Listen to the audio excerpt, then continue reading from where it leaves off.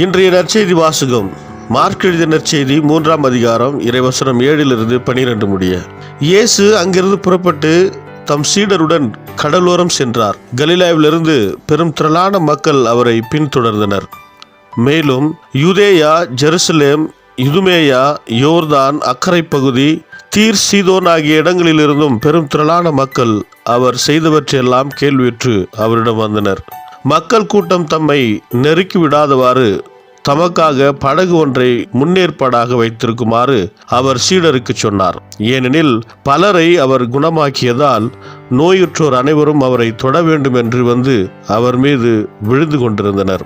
தீய ஆவிகளும் அவரை கண்டபோதே அவர் முன் விழுந்து, இறைமகன் நீரே என்று கத்தின.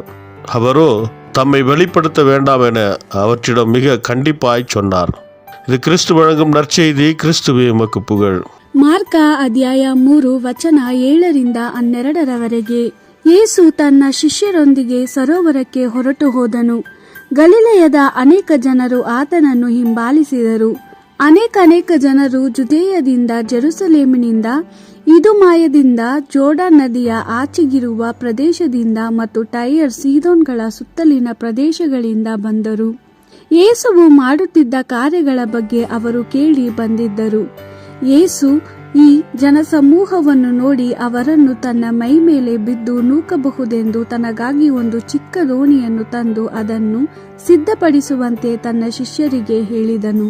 ಯೇಸು ಅನೇಕ ಜನರನ್ನು ಗುಣಪಡಿಸಿದನು. ಆದ್ದರಿಂದ ಕಾಯಿಲೆಯಾಗಿದ್ದ ಜನರೆಲ್ಲರೂ ಆತನನ್ನು ಮುಟ್ಟುವುದಕ್ಕಾಗಿ ಆತನ ಮೇಲೆ ಬೀಳುತ್ತಿದ್ದರು.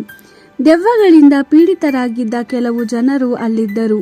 ದೆವ್ವಗಳು ಯೇಸುವನ್ನು ನೋಡಿ ಆತನ ಮುಂದೆ ಅಡ್ಡ ಬಿದ್ದು ನಮಸ್ಕರಿಸಿ, ನೀನು ದೇವಕುಮಾರ ಎಂದು ಜೋರಾಗಿ ಕೂಗುತ್ತಿದ್ದವು. ಆದರೆ ಯೇಸು ತಾನು ಯಾರೆಂಬುದನ್ನು ಜನರಿಗೆ ತಿಳಿಸಬಾರದೆಂದು ಅವುಗಳಿಗೆ ಖಂಡಿತವಾಗಿ ಆಜ್ಞಾಪಿಸಿದನು. ದೇವರ ವಾಕ್ಯವಿದು. ದೇವರಿಗೆ ಕೃತಜ್ಞತೆ ಸಲ್ಲಲಿ. Gospel according to Mark chapter 3 verse 7-12. Jesus and his disciples retired to the lakeside, and a large crowd from Galilee followed him. A great number of people also came from Judea, Jerusalem, Idumea, Transjordan, and from the region of Tyre and Sidon, for they had heard all that he was doing. Because of the crowd, Jesus told his disciples to have a boat ready for him, to prevent the people from crushing him. He healed so many that all who had disease kept pressing towards him to touch him.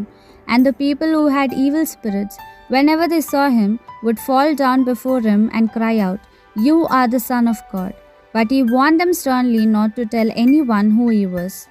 This is the word of the Lord. Thanks be to God.